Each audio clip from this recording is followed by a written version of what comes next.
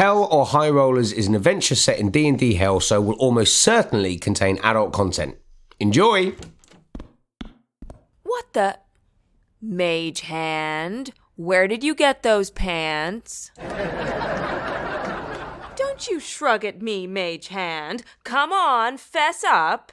Honey, why is the mailman running down the street naked? Mage Hand. Mage Hand is the hilarious sitcom everyone's talking about. Aren't the stars beautiful tonight? I love sitting here holding hands with you, sweetie. Honey, we're not holding hands. Mage Hand! It's the show critics are calling loud and relentlessly hand-based. Hey, Mage Hand, would you mind tossing me that carving knife? Mage Hand. So tune into the Hellscape channel, where a malevolent goblin will stream all 800 episodes of Mage Hand directly into your skull. The Hellscape channel, where comedy goes after it's died.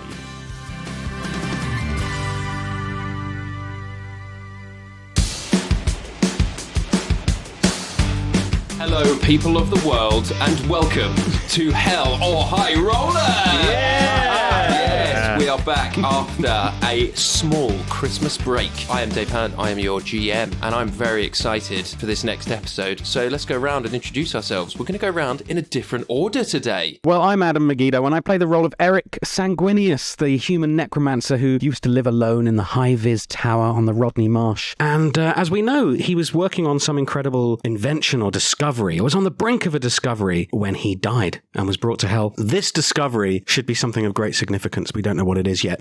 He wasn't working on a play. No. You know, it wasn't. No. That would be such an anticlimax. That would be.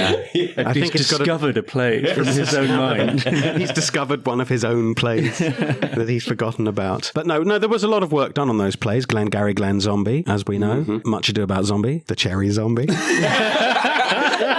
And everyone's favourite musical, Zombie. Is that Cats? Well, take your pick. Wow. I am Henry Shields, and I play the character of Henley Whispers, a.k.a. the Bark Knight. Human Nice. ranger, lute stringer, shameless swinger, on dafunk bringer.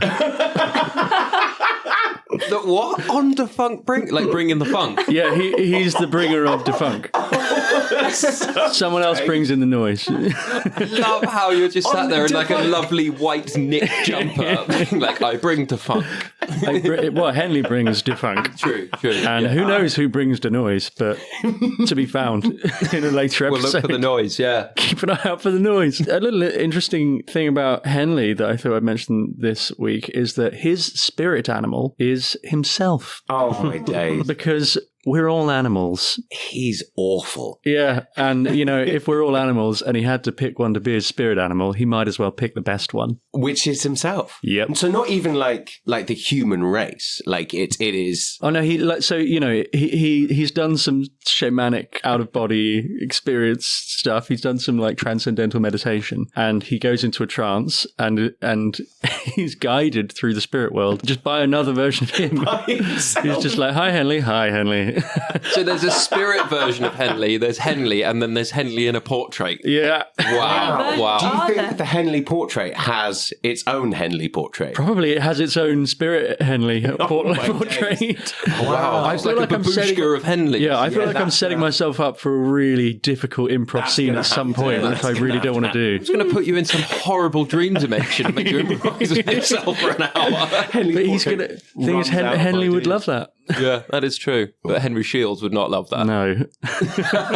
Would a bit. Hello, I'm Ellie Morris, and I play Ghoul, who is a little mushroom creature, a campestry to be more precise. And a little something about Ghoul is that back when he was alive, he was in an 80s cover band called Ghoul and the gang. Very good. Very good. Yeah. And he likes to rock out to 80s music. Wow. Yeah. No, go on. What's the title of one of the songs? Well, I mean, the biggest hit is Celebrate, you know. Oh, wow. Yeah. We're stacking stuff up for more of Ghoul's songs. Oh, you don't want to give them away in the No. intro. Yeah. No, that's good. That's good. Hello, my name is Chris Leask and I play the character of GlueBrick Bumbledung, who is a Goliath barbarian. And GlueBrick's fun thing this week is that, unlike Henley and Ghoul, GlueBrick and Eric have never met before being in Hell, that is. But GlueBrick has been to Eric's tower. Oh. Yeah. So once when Eric was out one evening, his undead decided to throw a party. And they obviously wanted to order in some jam. So GlueBrick went along and delivered the jam, and he just got along with the undead so well, probably because they have similar minds. And he was invited in, and he had a party. There was punch, there was dancing, there was laughing, and of course there was party games. I wondered what that mess was. Yeah. A lot of like ectoplasm everywhere. Yeah, Imagine that it. sounds like an orgy. I didn't. Yeah, mean it does. And on that bombshell, should we begin episode 7? Yeah. Let's go for episode 7 of Hell or High Rollers. Woo! I'll definitely cut that. Okay, so, happy boys. When we left you, you were teleported back into the mortal realm, and the last thing you saw was Henley's son, Greg, aka Smig. Mm-hmm. The four of you are stood in a plush wooden lodge, seemingly at the edge of the forest. Now, Ghoul, the surroundings of this lodge feel familiar to you, as you are on the edge of the James Woods. Henley, these surroundings are also obviously extremely familiar to you, as this is the lodge that you bought for your wife and son. Yes. On the edge of the woods, and then you kind of retired into the woods to be some sort of bachelor. Well, it's a complicated situation.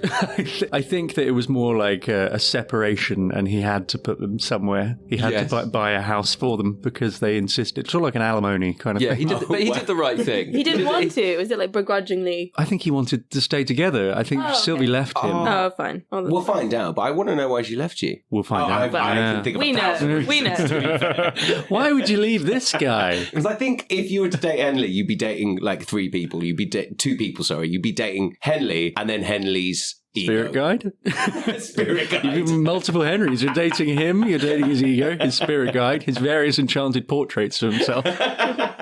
Just like a horrible nightmare of Henley. Yeah. Well, anyway, the nightmare continues as your son steps forward and just says, Dad, what are you doing here? Oh my God. Smig? Greg? You don't even remember my name. No, I just got used to calling you Smig when I talked about you with other people. I know your name, Greg. Well, that's good. Thanks, Dad. What is going on? I need your help. Well, I need someone's help. I need help with someone or something. Well, don't worry, little boy, because we are the happy boys. If you just sign here, we'll take your No. soul, we'll damn it to hell. GlueBrick, stop. We are not signing a contract to take my son's soul. Absolutely not. Greg, what? Why are you summoning a devil? Well, since you left, it's kind of all gone a bit crazy in the woods. There's no hierarchy anymore, and there are bandits and thieves, and they're all fighting for control of the woods, and some came into the village, and Dad, they took Mum. They took Sylvie? Yeah. Why is that funny? GlueBrick, stop laughing. Sorry, no. This is serious. Sylvie's such a lovely name. Yes, it is. Sylvie Henley. No, Henley's my name. Sylvie Whispers was her name before we separated. Right. Why don't you understand names, GlueBrick? Okay.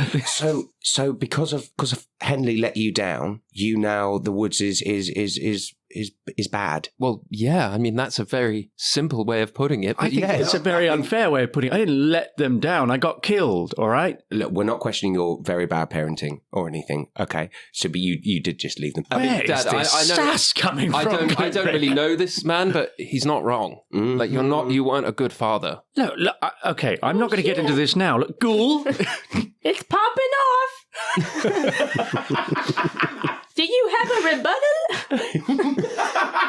I'm not going to get into how good or bad a parent I was right now. Spill Okay. the tea, Henley. Ghoul is really up for the gossip. Just He like a wants the Jerry drama. Springer style. Yeah. Yeah. The little mushroom's got a point, Dad. Go on, spill the tea. Tell them what kind of father you were. All right. Everyone, just take a moment, okay? Look, I'm not going to defend myself as a parent right now in front of all of you. I don't have to. I know that in my heart, I tried my best, okay? But what matters is that you're trying to sell your soul right now to get help to save Sylvie, but that's crazy, son. You can't do that. Your soul is more important than that. Well, do you have any other ideas? I mean, no one in the village wants to take on these bandits. They're all terrified. Tell us more of these bandits, child. Well, they come in and they raid the village, and the thing is everyone's really sick, and Mum's the only healer, and so they've taken her, and they want 5,000 gold pieces, or they're going to kill her by sunrise. Oh, how did you let this happen? What? How did I let this... Whoa. Dad, I'm 11. Yes, but I died, all right? I died, son. And I haven't seen you since I died, and I feel like this is not the reunion I was expecting. 11 years old, shame on you. When I was your age, I was 15. That doesn't even make sense. You know what, Dad?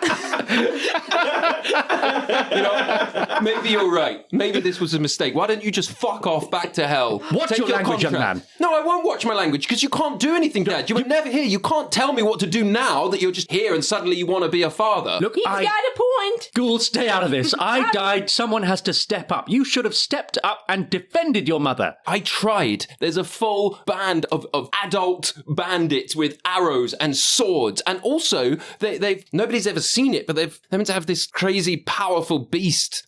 That's why no one is trying to get Mum back, because they're terrified. And you're telling me an 11-year-old boy has got to stare down a team of bandits by himself? Did I teach you nothing, boy? Literally, yes. Oh. You never taught me how to fire a bow. You never taught me how to wield a sword. Every time I said to you, Dad, can we go for training? You said, what do you think of my new portrait, son? Or let's go down and listen to my poetry by the lake. You never wanted to. No, I didn't. I wanted to learn how to fight. And now you're telling me it's my fault that I can't fight. All right. I will take care of the bandits. We will take care of the bandits, won't we? Yes. Yeah, maybe just a little huddle. Little boy, would you mind just waiting there before we take your soul? Yeah, I mean, they're only going to kill her by sunrise, but take your time. He's a sassy 11-year-old. Very plucky young man. I know. I don't know where I went wrong with him. I feel like I did everything right. Yes. Could it be when you abandoned him and then died? That would have an impact on a child. Yes. Yeah, look, I know. All right, everyone. This is not important right now. What is important is that we sort this situation out. The Happy right. Boys need to intervene, and we need to save her. We've got to take his soul. Well, I think the only way of being able to help your son is by taking his soul. No. We'll do it without taking the soul, all right? Come with me, and we walk out of the cabin and into the woods. So you're stepping out. You're stepping out of the pentagram and then out Yes, of I step out of the pentagram and I say, Greg, don't worry. Daddy's on this. Okay, Dad. And as you step out of the pentagram and you get sort of, 10, 20 feet away, you go out of the door and suddenly you all feel like almost like you're attached to like a huge like bungee cord, and your kind of incorporeal form is just whipped back into the pentagram. A contract appears in your hand, Henley. Okay, Daddy's not quite on it. Dad, if you're not going to take this seriously, and if your friends aren't going to take this seriously, I'm going to try and rescue Mum myself. No, wait. Let's get a contract signed, okay? Let's just get a contract signed and make sure there's a loophole in there so that we won't have to take his soul. What is it exactly that he is asking for? To rescue his mother? Yeah, Mum has been taken by some bandits. We need to rescue her, get her back. If it costs my soul, fine. Just give me the contract, I'll sign it. What? Henley? I feel real bad for you now after you said all that, so I vow to help you, and I will do whatever I can to save your wife. Thank you, Ghoul. Ex-wife. Yes, the ex-wife. It looks like the only thing we could do right now is sign the contract and deal with that problem later. I agree. Yep. So you're going to do it, Dad? Yes. All right. And he takes a knife. Sorry, I didn't mean that to sound so bitchy. You're like, yes, all right, son. Stop nagging me. Let me go again. Take two. So- Sorry, Greg. Yes. Yeah, much less creepy in seconds. Okay, Dad. Greg, sign the contract and I will go and sort out this problem. So if you just cut your finger and you just sign here, we will damn your soul to hell. And he cuts his finger with a little knife and he just smudges a kind of very rudimentary signature on the contract. I just take a moment. Eric, Yes? do you think this is good parenting? I don't think I'm the man to ask. But I think it would be safer to have his soul in your keeping than to let it be squandered to some other devil. That's true. All right, I feel better about my choice. Let's do it. I check the paperwork is fine, and then I say, "We are the happy boys." No, sorry. We're not doing the fear us thing. This is going to be a nice one. Very good. Okay. Join us. Oh. Yeah, so Greg is just like, great, okay, this way, and he walks out of the hut. Tell us more about these bandits. So the bandits, there's like, I don't know how many of them there are, but there's fighters and archers, and they're I've never seen the leader, but the leader's meant to be this really horrible, nasty, devious, mind-controlling thing that's controlled this beast, and they also. They have this fortress built into a hill in the woods, and it's just surrounded by trees on all sides and archers and traps. And look, no one's going anywhere near it. Don't worry, Greg. You've enlisted the help of the Happy Boys. All going to be fine. Who are the Happy Boys? That's us. That's us. We're the happy boys. It's us. Have you got one of your cards? I do here. And I present him with a card that I've probably made in a little down moment in hell. What does it look like? I don't think Eric is great at arts and crafts. So it's a torn off piece of cardboard with Happy Boy. Eric Sanguinious, Happy Boy. Dad, your friends are strange. Well, you don't get to pick your friends in hell. You're just the people you're chained to. Oh, and I give you a big hug. Okay, thanks, GlueBrick. I don't squeeze, because we've learned that will do damage. I can kill with a hug. Yeah. So as you guys step out of the wooden lodge, you see a village populated with a few people and sort of a rather depressing looking market. And you get a sense that this was once a thriving place, but you can almost feel the fear and anxiety in the air. And people shuffle around nervously and keep themselves to themselves, and they avoid eye contact with each other. But Ghoul, you notice immediately something very, very familiar. There's a campestry sitting nearby at a market stall, selling what looks a lot like Ghoul's gruel. Hey, look! Wait, that's Lipton! That little squirt stole my recipe! Well, we might have time for a little side mission if you want to go and kick that little mushroom for stealing your recipe. I do, GlueBrick. He stole my recipe. What are you talking about? Time for side missions? Honestly,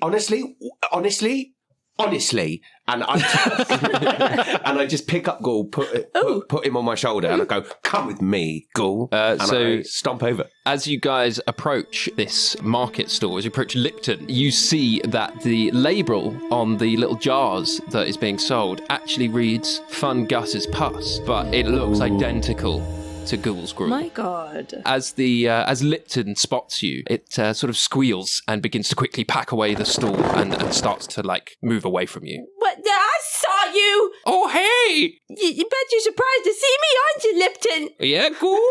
I thought you were dead. Well, I am, but I'm haunting you. What? I am here to haunt you for what you have done. And I'm here to haunt you too, you shit. Oh. And I'm their lawyer. Oh. So you know what? Why you were killed? You know what happened? Wait, what? What? I've said too much. And a huge puff of smoke fires out from him, and you just hear the little pitter patter of mushroom feet. And as the smoke clears, Lipton is gone. Lipton, you little shit!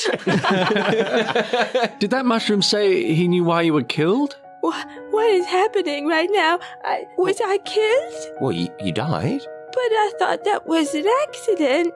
So someone killed you. But Lipton, it was all because of Ghoul's gruel. They wanted it for themselves, so they offed me. Oh God! Ghoul just drops to the ground and starts banging his fists against the floor. Tiny little Is the market that Lipton was selling on, is that still there? No, the stall is kind of packed up and gone. Oh, well, I just kick the ground then.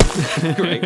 You do that. My friend. He was one of my greatest friends, Lipton. He did all the books for the business. I'm so sorry that happened. I want you to know I would never steal your recipe. Ever. And that is true friendship. It's not a recipe, it's oil and soil. That's nothing. That's not nothing. It's Ghoul's gruel.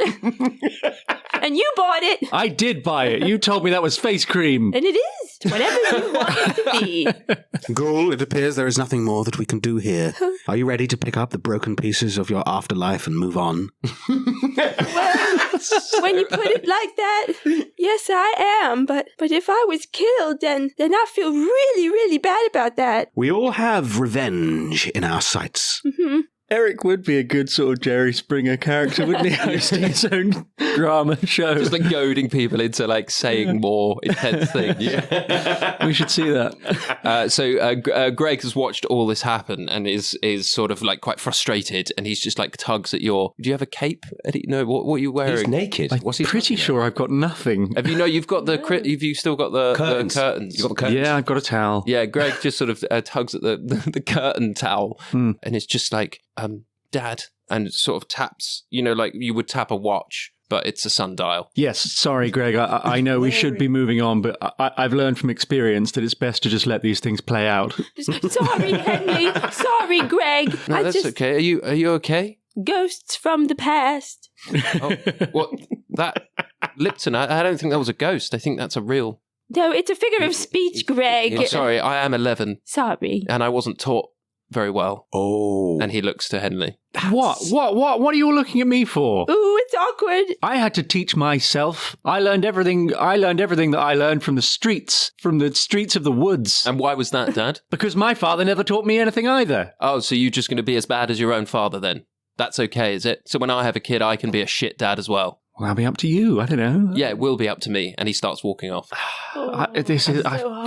I think we should follow him. And as we're walking, I lean over to Henley and I say, maybe if we save your ex-wife, Thank you. then potentially, that's the best gift you can give him. That's the best parenting you can do, is by returning at least one half of his parentship. You make a good point, GlueBrick. If he can't have a good father, he can at least have a good mother. That was worded much better than how I put it. Yeah. Yes, we're a good team. I used to know these words, Greg, Yeah? when I was alive. Yeah, what's it like being dead? Strange. Behold my horns. Yeah. I have been touched by hell. Wow. Are you evil? That is a good question, Greg, and one I have pondered deeply. Right. I have a question, however, for you. Okay. Can you hold it in your heart to forgive your father? And he just sort of looks at the ground, kicks a bit of dirt, and he looks back up at you, and you can see that his eyes are sort of wet with tears. And he just says, "Bandit camp's this way," and carries on walking. Eric, you're not saying anything weird to my son, are you? No. So as you make your way through the woods, you spot a small encampment atop a hill. It's surrounded by forest on all sides, and there appears to be only one road leading up to the main entrance. And you can see it is manned by 2 archers. And Greg turns to you and says, "This is it. This is where the camp is. This is where they're keeping Mum." Either we find some other way into this encampment, or we come up with some ruse as to how to get in through the front gate. What's important is that we don't let any of them get away to raise the alarm. There's 2 guards here. We need to take them both out at the same time and not let any of them run. Very good thinking. Well, you're good with a bow. Is your true. son Greg a thief? Greg, can you shoot? Not really. I mean, maybe. I've been practicing a little on my own, but if I'm honest, I don't think I'm very good. I agree. It's a waste of time. Brutal. Thanks, Dad. Henley takes out his knife and slices his own palm, creating some blood. Right. And he smears it all over Eric, What are you doing? covering him in blood. And says, "Trust me, Eric, trust me. Yes. Go limp." I take him under one arm. GlueBrick, get the other side. I'm there. I say, "Follow my lead." And we charge up the path towards them, and I say, "Help! Help! He's injured! Help! Help! Help! Help us quickly! Help, please!" Help him! And as you charge up the path, you step onto a tripwire. Oh, bugger. And a huge net falls from the trees above and traps the 4 of you, and 5, including Greg, underneath the net. Hold on. Ghoul wasn't with us. Ghoul was Oh, was not, were you Not not with involved. GlueBrick? No. Oh, so sorry, apologies. So Ghoul the was 4 just of watching this happen. the 4 of us, including Greg, are trapped in the net, and Ghoul is still at the bottom of the path, having an existential crisis, Yeah. All right, unseen by the archers. And the archers level their bows at you, and are just like, "Who goes here?" All right, it was a bad plan. Don't worry about it. Don't worry. We're bandits. We're bandits like you. We're just three bandits, and one of us got wounded. Please come and help. Roll a deception check with disadvantage. Because there's 4 of us. And also because GlueBrick just saying, we're bandits. Oh, my first roll was a natural 20. Okay. My second roll with 16. 16 and GlueBrick? Oh, both of us. Yeah, that's not good. Because GlueBrick spoke as well. That was a natural 20. Oh no! Well, it's disadvantage. I just stared at you like I just nailed it.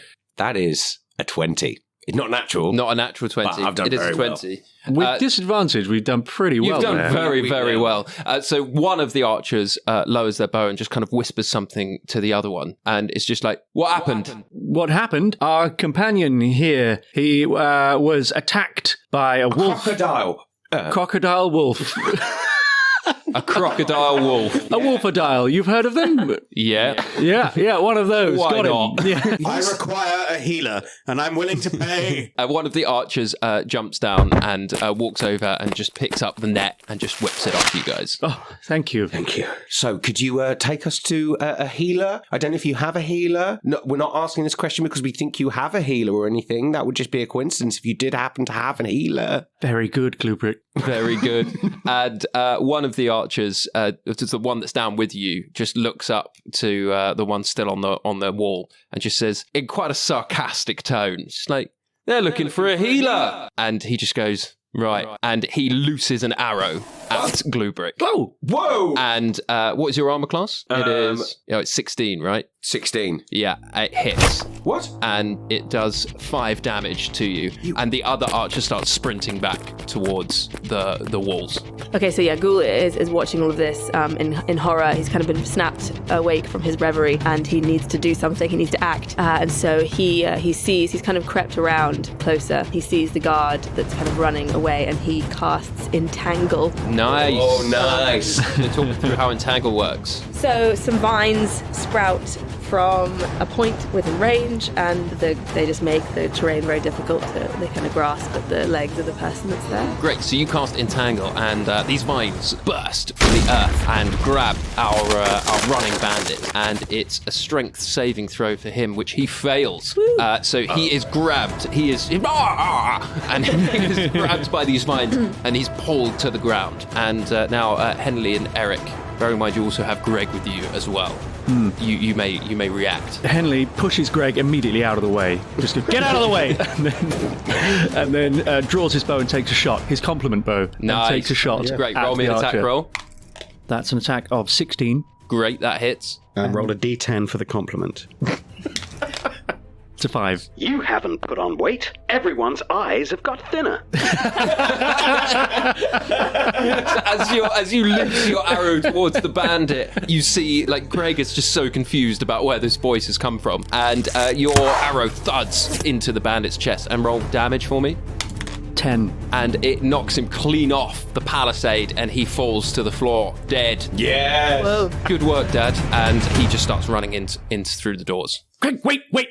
Is he gone? Have I got him? No, you got him. We got him. You let me go in first. You don't know what you're doing. And I walk in. Yes, Dad. I go up to the guy who's now entangled in vines, and I say, I can help you. What is your name? My name is Pill. Very well, Pill. And I draw my dagger, and I cut his throat. Savage.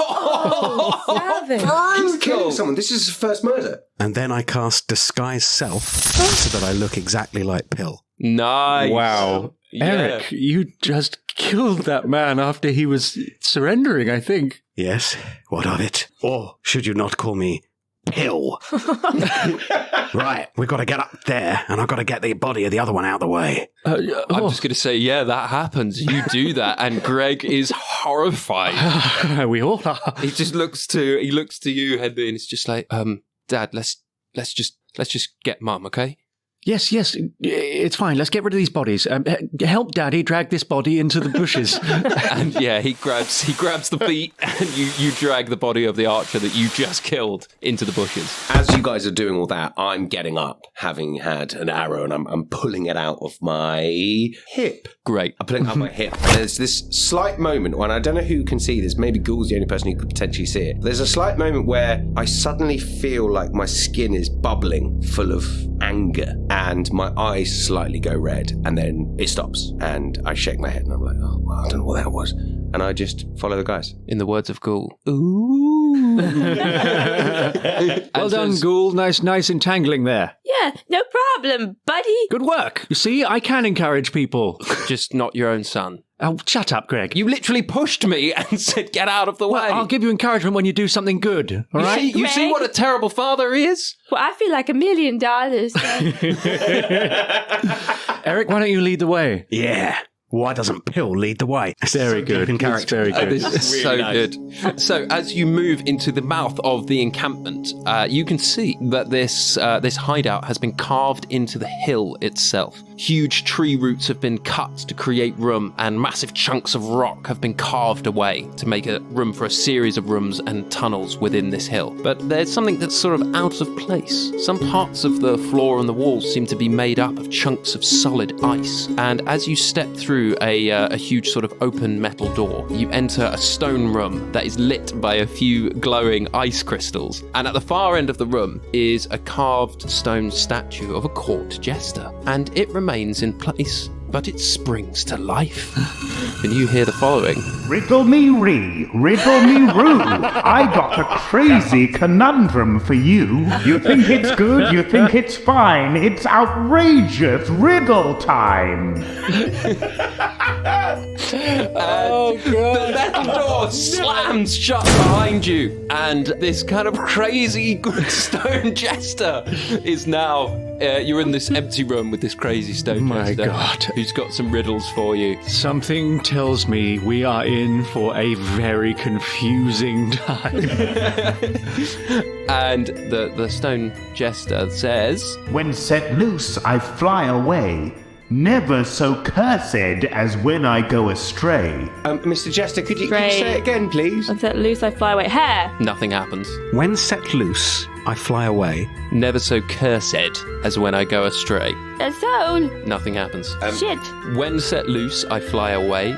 Never so cursed as when I go astray. An arrow? And as you say an arrow, vines come up from the ground and lock Henley into place. Oh, that did something. Oh, well done, Eric. Why am I trapped in vines, though?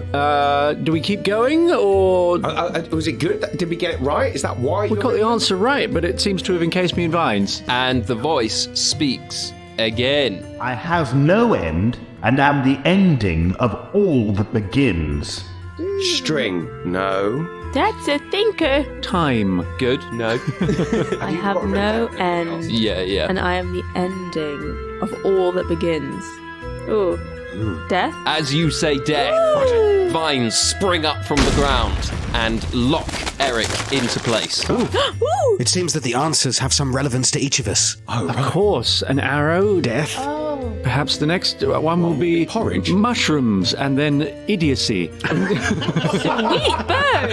And GlueBrick just smiles and nods. There could be one for your son here as well, yes. Oh, yes. What is light as a feather, but the strongest man in the world can't hold it for long? Mushrooms! Yes, well. I think it's breath. Yes, as you say breath, vines good. come up and grab GlueBrick into place. Yay! And the voice speaks again. A room with no windows or doors, walks in the night, grows in the day, is found where there is death and decay. It's a mushroom. It's a mushroom! And vines spring out of the floor and grab Ghoul. The four of you are now pinned to the floor via these vines. Oh, I quickly grab Greg and hold on to him. And as the final riddle is answered, you hear... Riddle me ree, riddle me roo, your riddles are over, so shoo, shoo, shoo. You've been riddled and I've been rude. Now it's time for me to snooze. It's been outrageous. It's been loads of fun. Now all the riddles are done. And at your feet, all of the roots sharply retract, and a trap door opens beneath each of you, and all four of you drop down slides that all join and meet into a central chute. I'm clinging on to Greg as we go. Yeah, Greg, you kind of pull him down with you. As you rifle through the earth, you are spat out in a huge underground chamber. And this chamber is a treasure trove of gold and jewels, chests overflowing with money and trinkets. There are several weapons strewn across the floor, and there's a mighty, like a huge great axe leant up against the wall, and it's bigger than like several men. It's this huge axe. And other than the axe and the gold and the trinkets, what draws your eye is at the center of this huge chamber is a makeshift bed with a human woman lying on it. She is still, but she is still breathing. And Henley, you immediately recognize this as Sylvie. And Greg springs to his feet and just says, "Mum!" and starts running towards her. No, Greg, don't just run into it, you idiot. Are you grabbing him or are you letting him go? I'm trying to grab him. Yeah, I'd say, yeah, you do grab him by the sort of scruff of his neck. And he's just like, "Dad, let me go." And he starts like hitting you. No, wait, stop fighting me. I am trying to parent you right now. This is parenting. This is what it looks like, all right? Really? Yes, just stop doing stupid things and let me do it. That's parenting. Maybe if you use less words like stupid, it would be better parenting. Maybe your parents needed to use that word more, GlueBrick. They did. Okay, just wait here. And I walk over stealthily to the bed. Can I roll for that? You want to roll stealth check? Yeah. 9. You walk into a chair.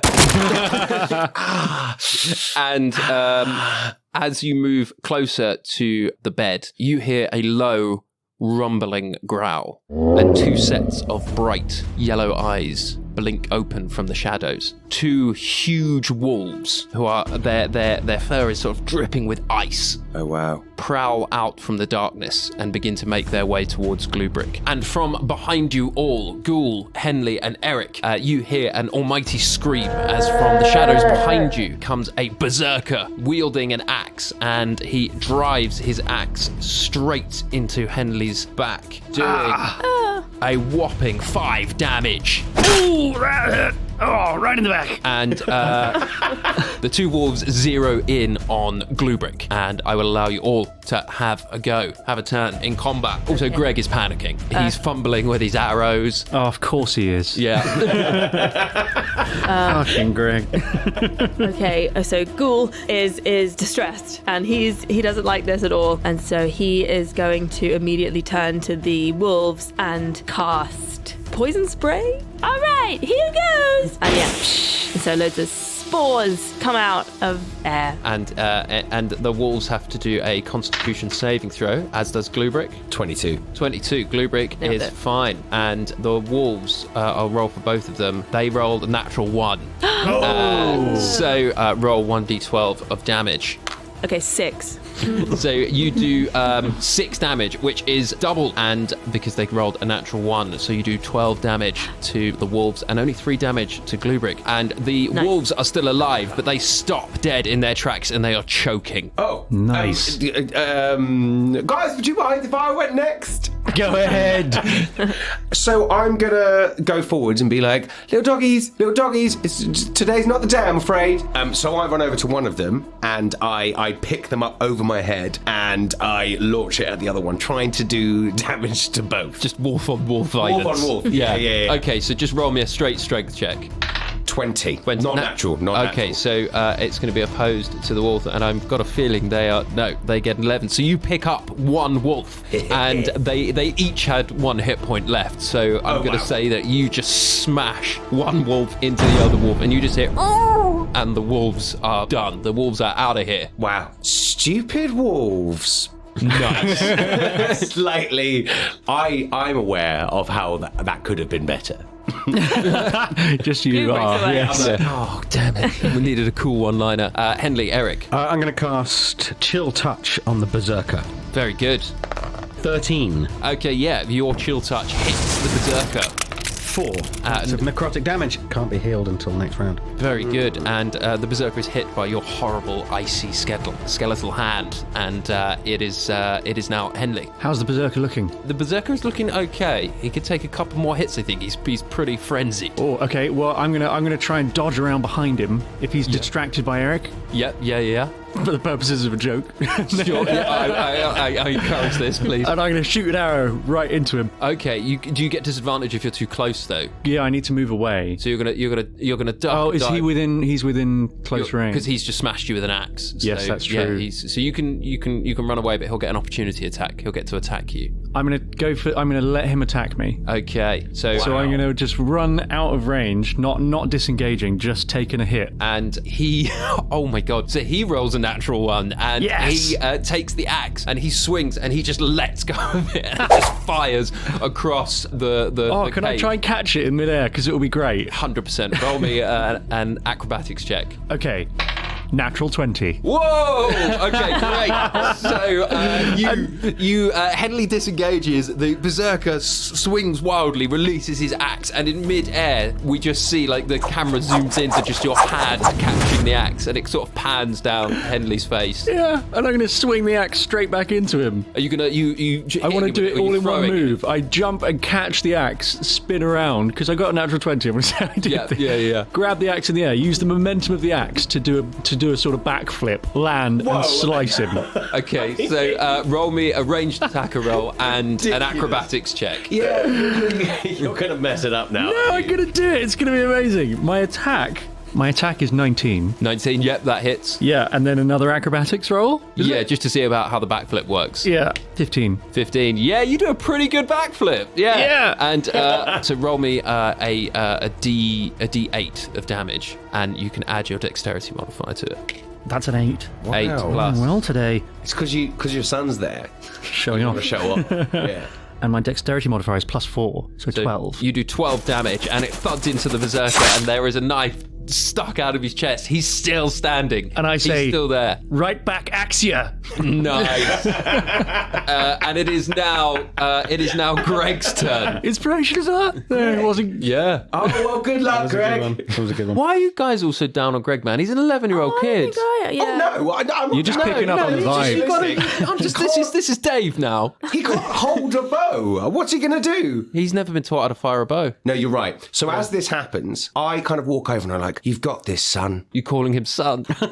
Yeah. Okay. In front of his estranged father. Yeah. You've got this, son. And I so just hold his back. he's going to fire an arrow at the berserker. He's going to roll with disadvantage because he's so nervous, and he gets a 2, and he doesn't even loose the arrow. It just fumbles out of his hand onto the floor. Well done. Henley just shakes his head and goes, fuck's sake. And the berserker screams, rips the axe out of his own chest, and starts running for Henley. And he is going to, I think, because you're still within range, so he's going to close you down. And so he hits with his axe, doing 12 damage. Ooh, wow. Wow.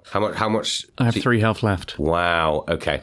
And so Henley is now engaged with the berserker. GlueBrick trying to offer some fatherly advice. Yeah, You're doing great, I'm getting battered, and I say, Greg, do something useful for once. Okay, so Ghoul is looking at Greg and looking at Henley, and he knows what needs to be done. So he picks up the arrow that's fallen to the floor and just hands it to Greg. And so your turn is you're going to try and help Greg? Yeah, using I'm action to help Greg. Greg save his dad. Okay, great. Yeah, and as it's my go next, I think I'm going to then grab the arrow and I'm going to go behind Greg like you would help a son fire a bow, and I'm going to use my strength with him to pull back the bow. Oh, so you're with the string. Fire it. So Greg's taken the arrow from Ghoul. He's notched it with the help of GlueBrick, and he's taking aim at the berserker. Yeah, I'm going to do what I can to help little Greg. And what are you going to do? Good question. I'm glad you asked. Yeah. How's he managing? What's he doing? Where's he at? He's emotionally or physically? Both, yeah. Physically, he's doing okay. GlueBrick's helping him, and Ghoul's kind of helping him aim as well. Emotionally, he can barely see. He's crying. He's very upset. He's trying really hard. He's just fucking scared. Henley just rolls his eyes. Oh, this kid. Oh, so Henley hard. uses his turn to roll his eyes. I put a reassuring hand on Greg's shoulder and I say, you can do this. Nice. And so with that, the berserker is, I'm going to say you've used your turn to roll your eyes. And the berserker lifts his axe. You've only got 3 health, right? Yeah. Okay. You just get another attack on me. Yeah, he gets another attack on you, and it does hit. Don't none of these guys did anything. No, they're trying to help your son, man. But he didn't get a go. We didn't think about the initiative order. I'm setting up drama. I'm going to die. Okay. Do your drama. I'll be dead. So the Berserker's attack hits, but before it lands, Greg is going to have 1, 2, 3. He's going to have triple advantage on his bow because his first attack does not go well. If he fucking misses this, Come on, his Greg. second one does not go well. Greg. His third one, well, we'll find out. He looses an arrow with GlueBrick's help, with Eric's encouragement, and with Ghoul aiming. And just before the axe thuds into Henley's skull, surely splitting it in twain, an arrow flies from stage right, pierces the Berserker straight through his head, and the Berserker lets out a mute and falls to the floor. Oh, what was his Gentle backstory? death. Well, that was no accident. yes. And Henley gets to his feet and says to Greg, "Why didn't you do a pun?" Yeah, that was no accident. Good. Well, it's not yours. No, You've you got can have that one. You can have that one. Henley walks over to the body and says, "All berserk and no play makes you a dead boy." You see, son, you've got to do a pun kind of thing. That wasn't a very good one, Henley. I don't see you coming up with anything, Ghoul. Yeah, it's not as easy as it looks, is it? So I walk over to Henley and I'm like, Henley, I don't want to tread on your toes again, but like, maybe you should just be a bit nice to your son. You may not see him again. Ever. Evra? Evra, is that not his name? What's his name? You may never see Evra again. No, Greg. His name's Greg. But you may never see him again. Maybe that's for the best. Look, clearly, I've told you I'm not good at this, all right? I'm not a good parent, and you all did a better job than I did, so why should I stick around? As you start to argue, you feel the cave start to tremble, and the walls begin to shake, and the very rock itself seems to move. And at the far end of the room, where the huge axe was leaning against the wall, you guys feel your stomachs drop as ice and rock morphs into a giant hand that grips around the axe. And the walls shift, and what stands before you is a mighty frost giant. And even worse still, Ghoul, you notice that sitting atop the frost giant, on its head is a little 5-inch mushroom. It is Fungus, laughing as black tendrils emanate from its tiny mushroom hands and go into the brain of the giant. Fungus locks eyes with you, Ghoul, and with a mighty sweep of its axe, you are smashed straight into the cave wall and knocked clean unconscious. What? Really? He's in death saves. He's not dead. Okay, wow. But, Oh my god, and just before that happened, Ghoul was just thinking, oh, it's my best friend, Gus! Oh! That's heartbreaking. Can we try and do something? I'm going to try and help. First of all, nice to meet you. You see, Greg, it's easy. And then... And as you say that pun with a single sweep that was of my the turn axe, again. you are smashed also into the cave wall, and Henley is down and knocked unconscious. I'm still in disguise as Pill. Yeah, I'm so sorry, I've done nothing with that. I definitely forgot about that. Well, I haven't had a chance to use it anyway. Yeah. But I'm still in disguise as Pill, so I'm going to desperately try and use it and look up and say, "Yeah, I brought them for you, boss." Do you know what? Roll me a deception check.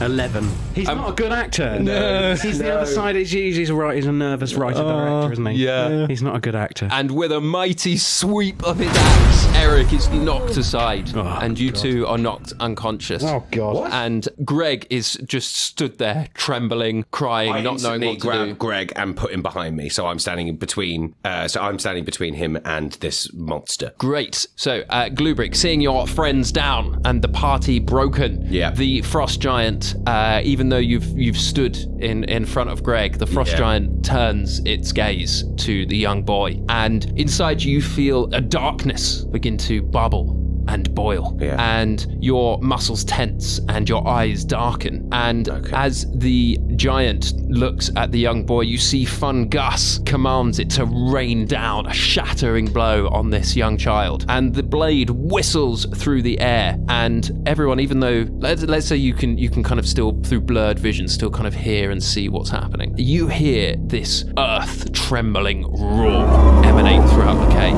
and the blade stops dead in midair. And as you kind of widen your gaze to look past the frost giant, you see that GlueBrick now stands between Greg and the blade. Both of his hands are gripped around the axe, and somehow GlueBrick is different.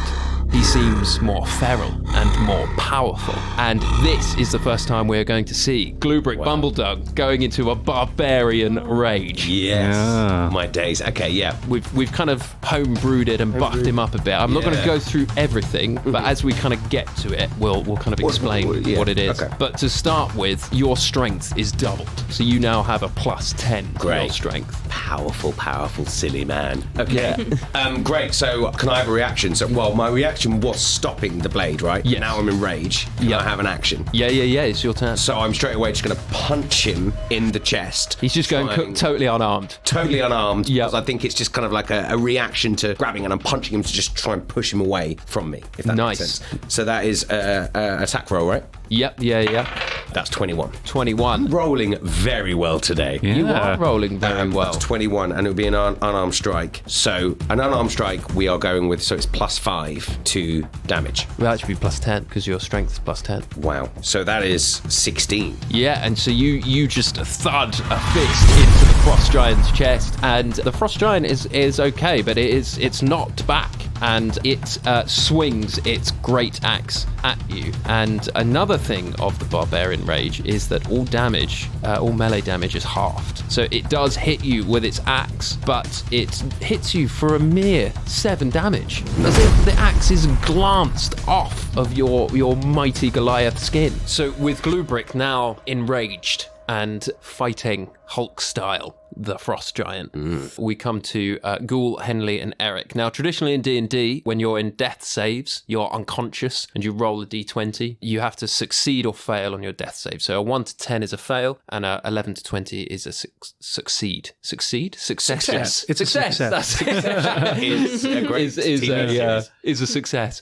And if you get 3 successes, you are back on your feet with 1 hit point. 3 fails, you are dead forever. Now, what I'm going to do with this, because it's boring if you guys are just sat around doing nothing. So I'm going to say you still have to roll for death saves, but you are conscious. You're able to kind of crawl around, call out things. Around. How's your death going? Yeah, exactly. And you can try and influence the fight up to a point. Great. So why don't we start with Henley? So roll me a d20. It's 15. 15. Right. So that is one. That's one pass, right? One success. Yeah, one success for you. So you mark that down because I won't remember it. Okay. So Henley flops onto his back, gives himself a punch in the heart, try to get it going again. Come on, boy, you can do this. And you can see Greg. Greg is he's still up. Greg's still up. Yeah, he's fine. GlueBrick saved him. The giant didn't get. Okay, I'd look at Greg and I say, "Help, Daddy, Greg. Help you, Daddy." Great. So Greg, Daddy's very sick. Greg rushes over to you, and I'm going to roll a medicine check for Greg. And he rolled a natural 20. No! So through his experience, his mother, who is a healer, has helped him and taught him. And Greg comes over to you and he punches you at the other side of your chest. And you feel your heart restart. And you are, we're going to say Henley is now out of death saves. So you've got 1 hit point, but Greg just looks you in the eye and is just like, well, yeah, Mum taught me something. What do we do now, Dad? Well done. And then I go to help in the fight. Great. So, Ghoul, let's have you next. So roll me a d20. A natural 1. Wow. Okay, so that is a critical failure. Brutal. So that means you have 2 fails. On your next roll, if you have 1 more fail, you're going to die. No. Ghoul's going to lose a piece of his soul. Can I go and now try and stabilize Ghoul? Yeah, we'll have Greg and Henley run over to stabilize Ghoul, but whilst we're running over, let's check in on Eric. Natural 20. Yeah! Whoa! So that's 2 successes. So Eric's doing all right. I have always been close to death. Nice.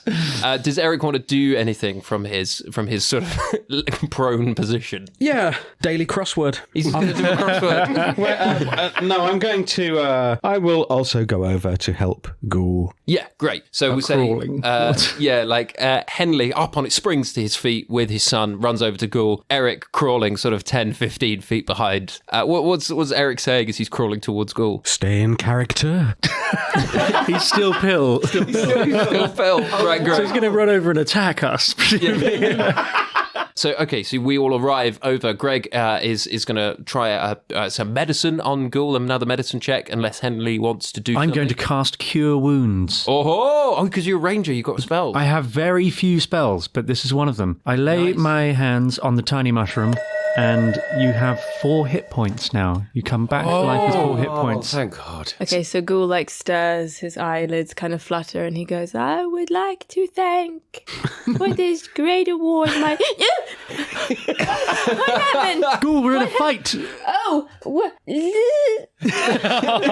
Ghoul is confused. And Greg looks at Henley and just says, that's pretty cool, Dad. Yeah, so, I do a bit of healing myself. We have that in common, I suppose. Maybe we should get your necromancer friend as well. Let's get on with that. Go and help. Good idea. Greg, go and help Eric. And so Greg runs over to Eric. And while this is all happening and you guys are coming round, you just hear just huge thundering shots happening from inside their cave as GlueBrick is trading blows with the frost giant. By the way, I'm not talking. What everyone can hear is just GlueBrick making like noises. You want to give us that one more time? Yeah. Sort of like he's dizzy. It's actually kind of cute. Yeah. But he looks terrifying. And what I'm going to do, so another mechanic that we have is that every time I go to make an attack, I have to roll to double check if I can control my rage. So if I get 1 to 10, then I will just attack the nearest person to me, regardless whether they're friend or foe. If I get 11 to 20, then I can control my rage. So here it is, everyone. Ooh. That is a 12. Yeah. Great. Yeah. So your focus remains on the frost giant. Exactly. I have a brief moment where I look around, I see these people getting healed, and I'm like, no, they're your friends, And I turn, and I'm going to use my sweet great axe. Oh, is this the first time the great GlueBrick's great axe has come out? It's come out. I'm whipping it out, so I just rip it off my back. And, rip it. That sounds like it was, stapled to my skin. Yeah, it was sewn in. So I sewn it into my skin. I rip it off my back. And what he wants to do is he wants the axe to go through fungus and then into the head of the giant that's being controlled. Okay, so I'll tell you what, if you roll high enough, I'll say that you hit the mushroom, but if you still beat the armor class of the frost giant, you still hit it. That's a 10. Your mighty axe glances off of the frost giant's armor. Oh, okay, that just makes me angry. I'm like, no, GlueBrick! I think Ghoul was watching what's happening, and he's seeing that fungus is up there, and he's going to try and help his mushroom friend, because he doesn't really... Whoa. He's not figuring out what's happening. So, GlueBrick, no, that's fungus. Hey, Gus! And he starts kind of waving at Gus and trying to get his attention. And Gus looks down at you, and a voice reminiscent of your death dream. You just hear Fun Gus chuckling and just going, "You're next." And it is the frost giant's turn to have a swing at GlueBrick, and his great axe sweeps wildly over your head, and GlueBrick becomes an evil cartoon villain. Yeah, that's a trick. He's an evil cartoon character. Yeah. So basically, you guys just see these two giants swing and miss with both of their axes, swinging axes at each other. Let's go round as your guys go again. I draw my bow and I say, "Don't worry, Ghoul, I'll kill that mushroom." No! And I draw my bow to shoot at Fungus. I dive. I think Ghoul just dives in front of the arrow. Oh, you're trying to save Fungus. Okay, so let's see. Yeah. Well, let's see if Henley's arrow is going to hit first. Yeah. Okay. I think that's 21. 21. Yeah, that will hit the mushroom. And Ghoul, you roll me an acrobatics check. Oh my god. To see if you can get in the way of Henley's arrow. 13. Not enough. Okay. Henley's arrow is too accurate. It sweeps round and it does hit Fungus. So roll me some damage. 11 damage. 11 damage. Yeah, the arrow thuds into the tiny little mushroom, and Fungus just sort of snaps it off and carries on, just pumping this sort of horrid black tendrils into the frost giant's brain. But it's hit him pretty hard. Okay. It's looking great. Can I quickly shout to Eric? Eric, just grab Sylvie and get us out of here. When I find that Eric, I'll deal with him. Oh, fuck. Dad? We've lost Eric, Dad, everyone. what's happened? Eric's gone too deep into character. He's not going to come out of this until opening night now. Wait a minute. If Eric wanted to get the woman, then I should stop them. I go and get the woman. You're going for Sylvie? Yeah, in character. Okay, so you drag yourself to your feet and you're running over. And what do you do? I'll say you can get to Sylvie. I get to her. Is she awake? Is she conscious? No, she's unconscious, but she's alive. Okay, yes, so I'm checking her pulse and I'm just checking. Yeah. I put her over my shoulder. I'm going to carry her in a fireman's lift over my shoulder. Great. But Eric is quite weak and Pill is quite strong. So I'm not even sure it would work. Oh, I see. Okay. So What does have that Eric mean? roll. We'll have Eric roll with disadvantage and Pill roll with advantage. So you just roll a straight strength Roll check. the straight. 12. 12. Yeah, you put your back out a bit, but you managed to get her off the bed. Wondering how far to take this. I think you should carry on. No, I've got her over my shoulder. Yeah. Yeah. So I'm looking for an exit. Yeah, there's a huge sort of set of wooden doors that lead kind of, because you guys came in on a slide, and on the other side of the doors is a sort of spiral staircase. I start running towards the exit or hobbling towards the exit. Great. So we'll say that Ghoul, you trying to jump in front of the arrow was a reaction. Okay, So okay. it's your turn now. Okay, so I think Ghoul is looking at GlueBrick, kind of freaking out. I think we all need to just get out of here now. So he's going to just try and say, GlueBrick! Shh! What? What's happened to you? You look all scary. And on this, You can roll me Is- another is- D20. Yeah. See if 12 again. 12. Yeah. So Yeah. you recognize Ghoul. You're still in a rage, but you recognize it's Ghoul. And I hear what you're saying, and I know not to hurt you, but I'm really sorry. Like, this guy has to die. So I turn back round, and with that, I'm going to try and grab Fungus. Well, he'd fit in my giant, powerful, masculine hand. Yep. And I'm just going to squeeze and just try and squash him. Okay, roll me. I'm going to say you have to roll me a strength check, because you're going to have to wrestle with the frost giant to try and get past the frost giant. 13. The frost giant has rolled a 12. Oh, so wow. you manage to just grab the frost giant and just pin it to the ground with one mighty hand. And you are reaching and you grab Fungus in your palm. What do you want to do? I'm just going to squeeze and try and take all the life from it. Great. So roll me another straight strength check. 14. Okay, yeah. So you are slowly squeezing the life out of Fungus. So by the time it comes around to your next turn, Fungus will be dead. Okay, yeah, I'm doing that. Can Ghoul do something, or is it? Yeah. Okay, so I think Ghoul is just seeing this happen, and the only thing that he can think to do, the most powerful thing he has, is his song. And so he just takes GlueBrick's little hand and starts to sing, "Celebrate Ghoul times, come on." Calm down. Okay, wow. So Ghoul is trying to calm Gluebrick down with song. I think so. Okay. Yeah, that's the only way he knows now. So what I'm gonna do is I'm gonna say that you have to roll a persuasion check. All right? Okay. And I'm gonna set it as a difficulty challenge of 15. Okay. And every time you succeed, it will get a little bit easier. And every time you fail, it'll get a little bit harder. All right. Good luck. Natural 20! Yeah. Oh, wow. Yay. Wow. Okay, great. So, with your fantastic celebration song, Chris, why don't you describe to me how GlueBrick is feeling? As I'm squeezing the life out of Fungus, I suddenly hear this charming, wonderful song. And I start nodding my head and I look over to my left and there's Ghoul bouncing up and down singing this song, and I'm just like, celebrate. And I start singing along, and then suddenly, boom, I'm going to do the sound effects. Yeah. GlueBrick powers down. My skin suddenly becomes just normal again. It was like rock, but now it's normal. My eyes go from red to the perfect emerald they were. And I suddenly realise, and I'm very confused, and I don't know what's going on. What? And I let go of Fungus. I'm like, what happened? What was that? You went weird. What? Oh, I'm sorry. And I start adjusting Fungus's bow tie. A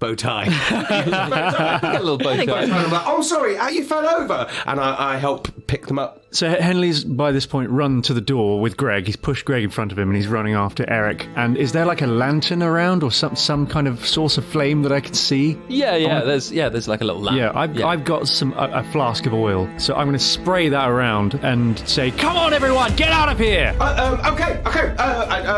Sorry, you fell on the floor. And I just run away. I throw my lantern into the oil and I say, that mushroom's getting sautéed. Nice. But wait! Ghoul just leans over the body of Fungus. Gus, it's me, Ghoul! And as the flame and the fire starts to build around you, you see that Fungus's black tendrils retract from the frost giant, and it's sort of similar to GlueBrick. It's quite confused, doesn't quite know where it is, and Fungus just looks you in the eye and just says, "You never should have come back." And then fires a load of smoke. You just hear in the distance Fungus just laughing as he runs away. I love that all the mushrooms use smoke grenades. They all have smoke they got bombs. smoke grenades, They're man. like really bad magicians. Perfect. Yeah. Come on, GlueBrick, Ghoul, let's get out of here! Pick up Ghoul, and I run and jump over the fire to follow everyone. And the fire is building, and in this cave, and you all thunder up to the top of the stairs as smoke is billowing out and chasing you, and you see all of you arrive to see Eric with Sylvie. Eric's still in character. What's Eric trying to do? I'm trying to get through the doors at the end, but I'm saying to myself, that's it, Bill, keep this up and you'll get a promotion. Now that I see all of them running towards me, I think that can snap him out of character. And now, Eric. It's like Greg just looks at Henley and it's just like, can we get Mum back to the village, please? What is this? Oh yeah, presumably Eric now collapses under the weight of the woman he's holding. Oh no, he's laid her down. Okay. Yes, we must leave immediately. I'll pick her up, and I'll pick her up, put her over my shoulder. And you make your way through the woods, and you get back to the village. You get back to Greg and Sylvie's hut, and a few several minutes pass by, and Greg is administering sort of potions and help, and he manages to bring Sylvie round. Seeing that she's about to wake up, Henley hides. Oh, he hides. Yes. Oh wow. Where does he hide? Oh yeah, now we see who literally wears the trousers in this relationship. Wait, where does he hide? He hides In the room? Are we in the hut? Yeah, you're in the hut. Yeah. Well, he hides behind the sofa. Yeah, it's a studio hut, so Yeah. you're still in the He front. dies behind the sofa as Greg did earlier. Just exactly the same, like father, like son. And do you guys? I'm Presumably all see going this? to attending to. Yeah. And Sylvie wakes up and it's just like, Greg, and looks at all of you and it's just like, who are you? We are the Happy Boys. Not fair. So basically, just to catch up on everything, your son sold his soul to his father so we could come and save you. What? That's what I was supposed to say. Is that right, Henley? Oh. Henley?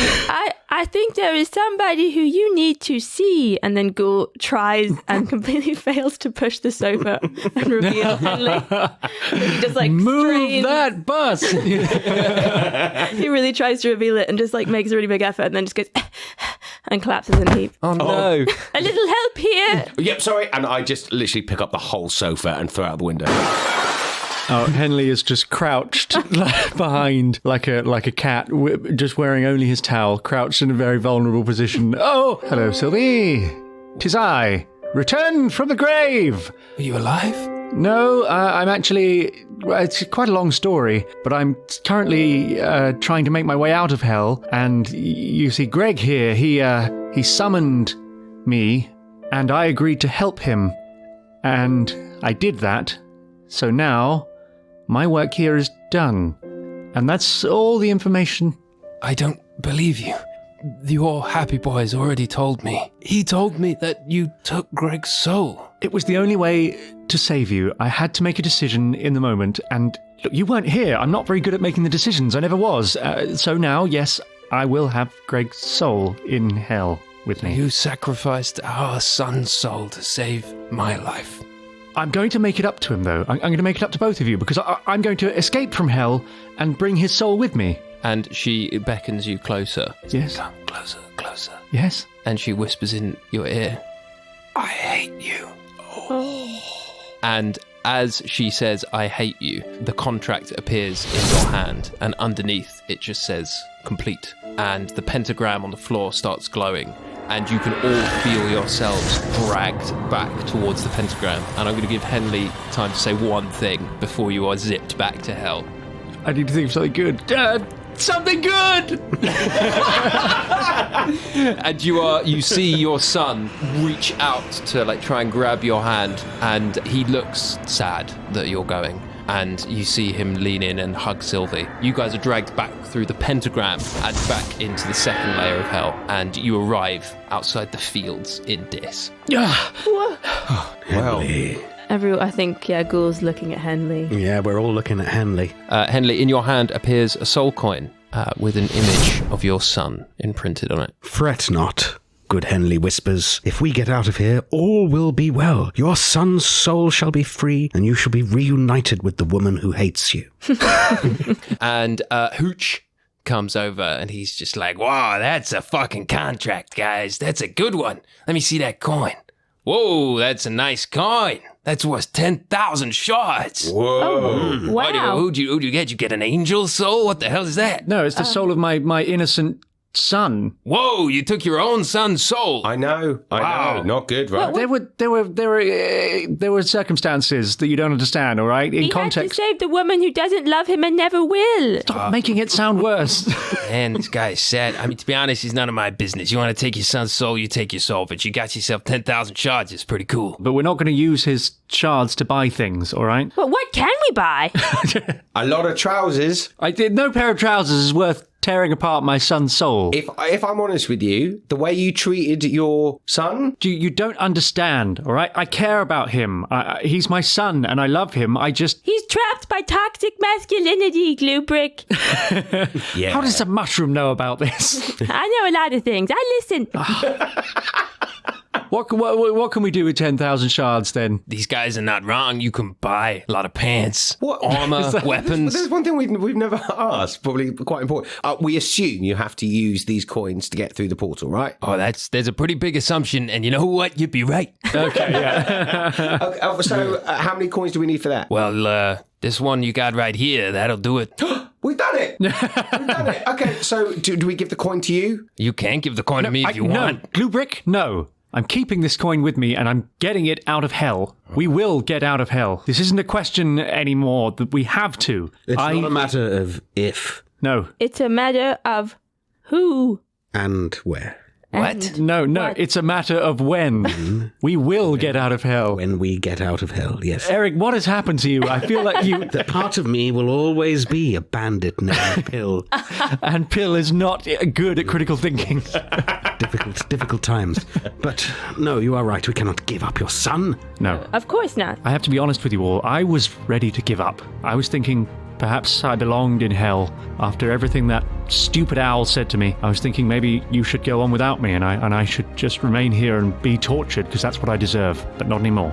I'm going to do one thing right. I'm going to get my son's soul out of hell. I have to. And even though he may never love me, and even though Sylvie may never forgive me, at least I will have done what I could.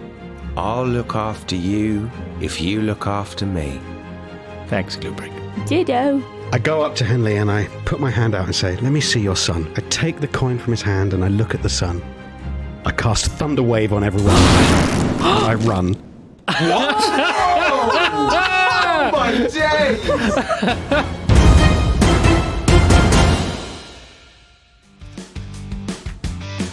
Thank you for listening to Hell or High Rollers. I have been your GM, Dave Hearn. Eric was Adam Megiddo. Henley, Henry Shields. Ghoul, Ellie Morris, and GlueBrick as Chris Leask.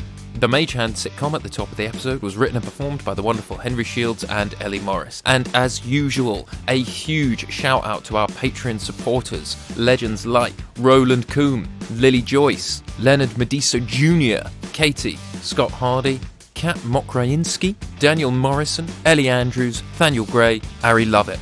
Love it. Lovett? Ari Lovett. Love it. That's better. And you too can be a legend and join our Patreon to get exclusive access to our Discord, where you can ask all your burning questions. You can check out some funny side quests, get early access to episodes, and much, much more. Just check out the link in the episode description. The show is produced by the wonderful Gareth Tempest, edited by me, and the music is by my good friend and legend, Max Runham. Thank you for listening, and good night! When you get through 9 layers of hell, you'll have a hell of a story to tell. You're heading back to life, back to the grind, but it ain't that like you knew so well. Keep telling myself to stay strong, you know I ain't done nothing wrong. I can feel it in my soul that this ain't where I belong.